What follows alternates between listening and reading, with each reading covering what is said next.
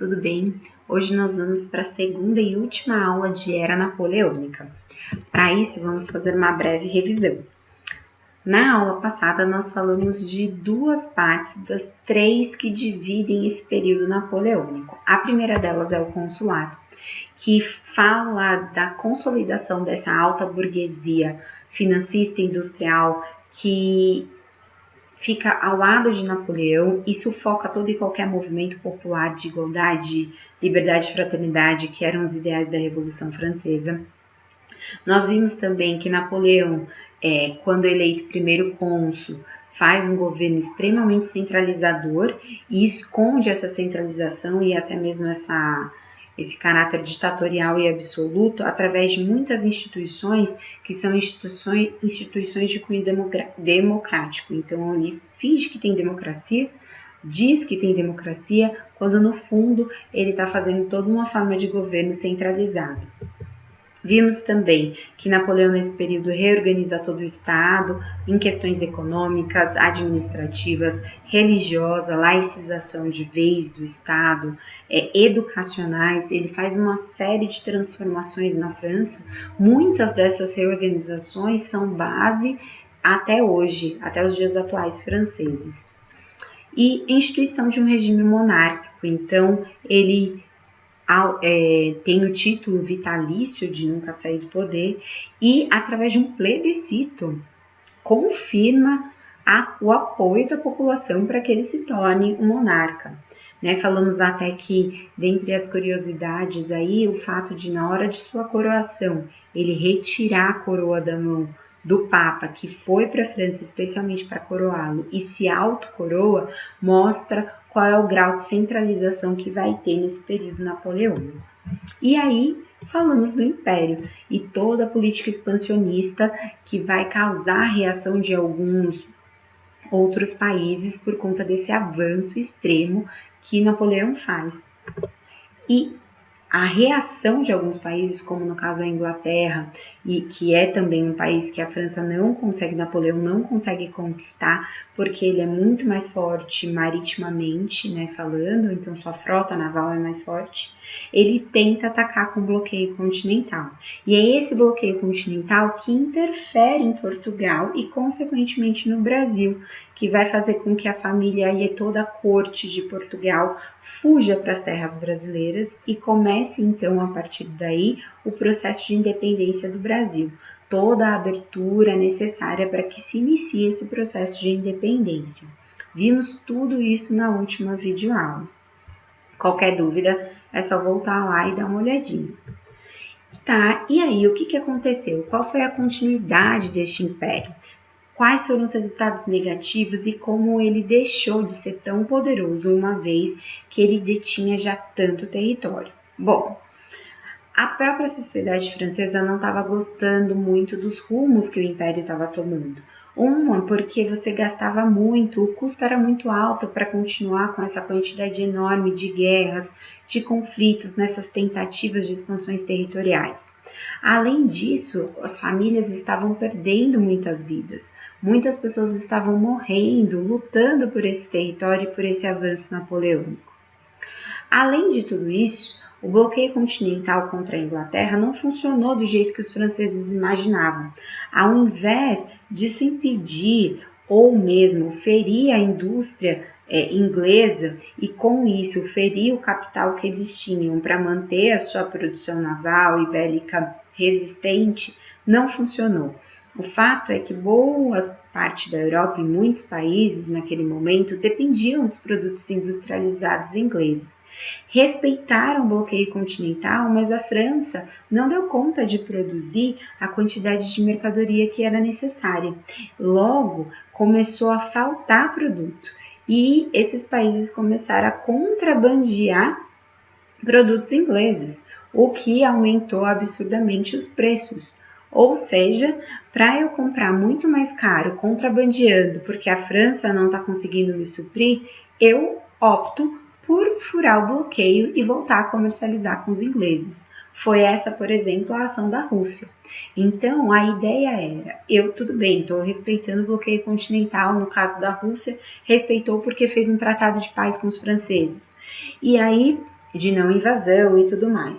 Só que tudo que eles necessitavam, a França não estava dando conta de suprir. As indústrias francesas não deram conta. E contrabandear uma mercadoria sai muito mais caro do que eu romper o bloqueio continental e comprar diretamente com os ingleses. A partir dessa ação russa, o Napoleão invade o território. Então é a desculpa necessária para que haja uma invasão ao território russo em 1812. Para vocês terem uma ideia da importância que era tentar conquistar esse território, mais de 600 mil homens foram para essa expedição na tentativa de conquistar e controlar a Rússia. E 180 mil cavalos. Então era um contingente enorme. Mas o que aconteceu? A Rússia utilizou uma estratégia conhecida como terra arrasada. Ou seja, à medida que as tropas francesas invadiam o território, as tropas czaristas, do czar russo, iam batendo em retirada. Elas iam deixando os territórios. Mas elas deixavam os territórios queimando tudo que havia lá antes. Então queimavam plantações, queimavam abrigos, queimavam tudo, não deixando nada para as tropas francesas se abastecerem.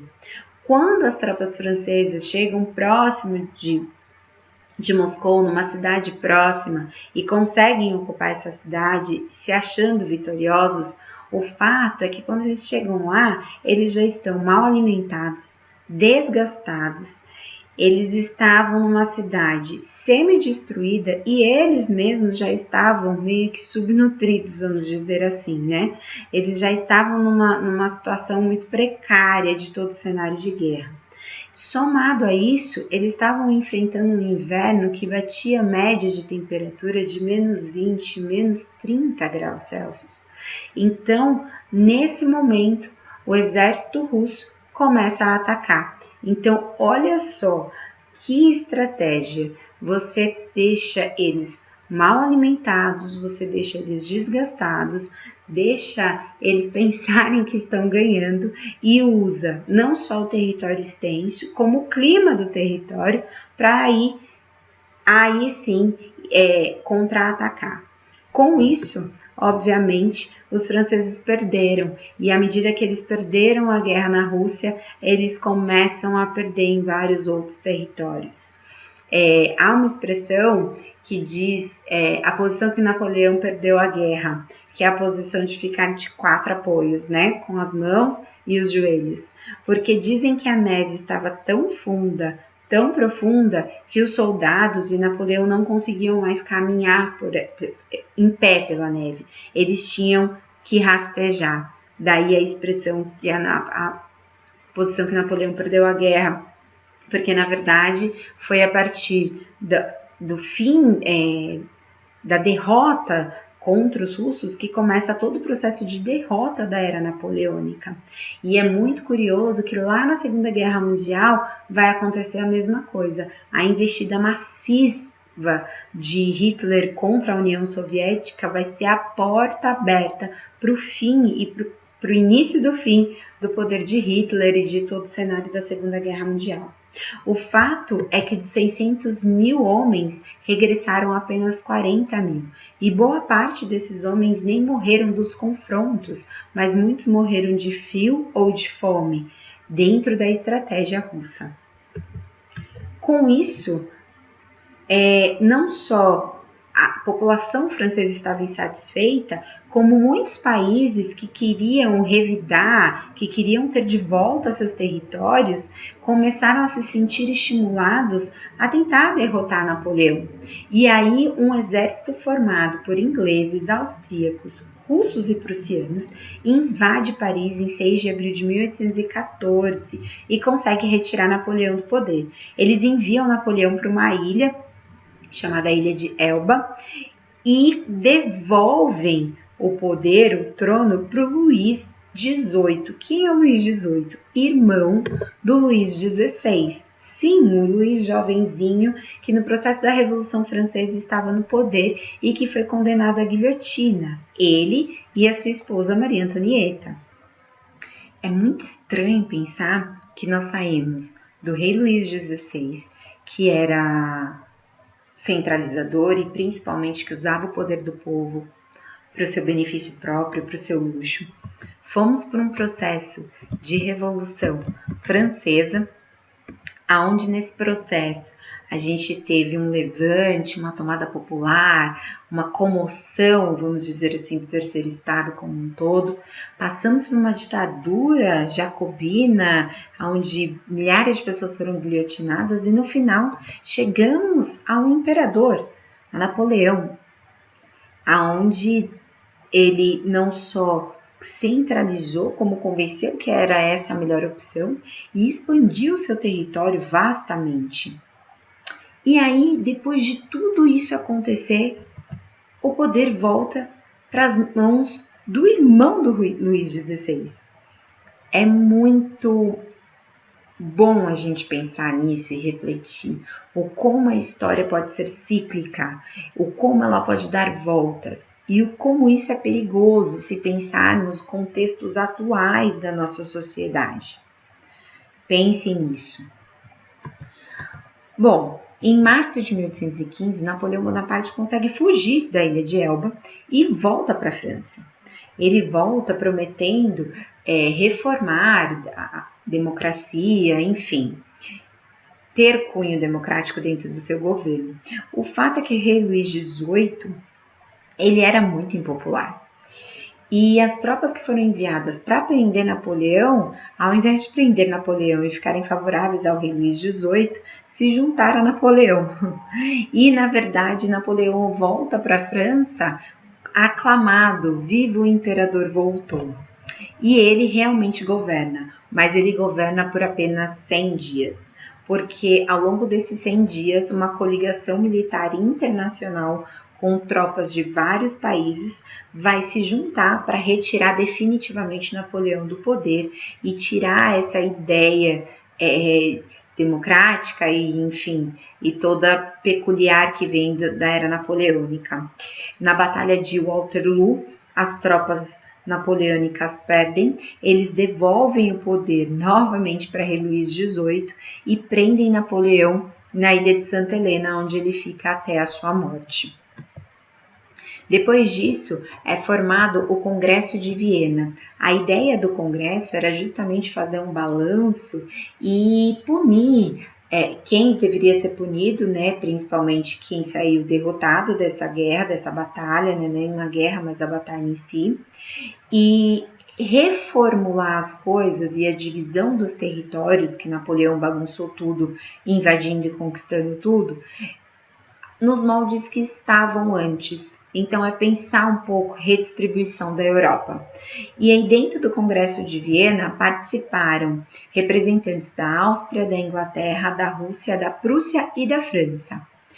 O primeiro ponto que o Congresso trabalhou foi a restauração, o retorno à situação política europeia de 1792. A ideia era voltar à situação política da Europa para antes da Revolução Francesa, ou seja, governos centralizados na monarquia absolutista. Segundo, legitimidade, devolução do governo de cada país aos herdeiros das antigas monarquias absolutistas. Então, a ideia do Congresso de Viena é retornar fisicamente e politicamente ao contexto da Europa de antes da Revolução Francesa. Terceiro, solidariedade. Então, formar uma aliança política entre as monarquias europeias com o objetivo de não permitir que qualquer onda liberal e democrática voltasse. Então, nada que fosse influenciado pelos ideais da Revolução Francesa pudesse emergir na Europa. E também, no final, a indenização, que os franceses deveriam pagar 700 milhões de francos aos vitoriosos desse processo. Então, o Congresso de Viena, basicamente, queria retomar a Europa de antes da Revolução Francesa. Retomar a Europa onde as monarquias eram absolutas, centralizadas e determinavam o que aconteceria ou não, além de viver do luxo pelo trabalho do terceiro estado. Depois do Congresso, e pensando nesse item da solidariedade, a Rússia fez uma proposta de fazer uma Santa Aliança, onde as duas bases principais dessa aliança seriam o trono e o altar, o Estado e a Igreja. O objetivo dessa aliança era a defesa mútua, e a ideia da Santa Aliança era intervir em qualquer lugar onde surgisse algum processo revolucionário, né, que fosse inspirado no liberalismo e na democracia, ou mesmo em locais onde você tivesse movimentos nacionalistas que lutavam por uma certa autonomia, ou ainda por alguns locais que desenvolviam o emancipacionismo, ou seja, colônias que buscavam a independência. Então a ideia é que eles se deram o direito, vamos dizer assim, de poder intervir e impedir que esses movimentos se ampliassem. Os ingleses ficaram de fora desse processo. Por quê? Porque para os ingleses é muito interessante que países tenham autonomia e principalmente que colônias se tornem independentes. Os ingleses são os pioneiros e os mais avançados na industrialização. Logo, eles precisam de mercado de trabalho, mercado consumidor, perdão. Eles precisam do mercado consumidor. E se eu não tenho um país que possa comercializar diretamente comigo, se ele depende de uma metrópole, se ele tem escravidão, eu não tenho como fazer o meu processo de venda, de lucro e tudo mais. Por isso, os ingleses não entraram na Santa Aliança, apesar de terem participado do Congresso de Viena. Bom, eu espero que vocês tenham entendido e qualquer dúvida é só me procurar. Nas próximas aulas, nós vamos começar a ver alguns processos de independência para que a gente possa entrar efetivamente no processo de independência do Brasil. É isso, um beijo e até a próxima aula. Tchau, tchau!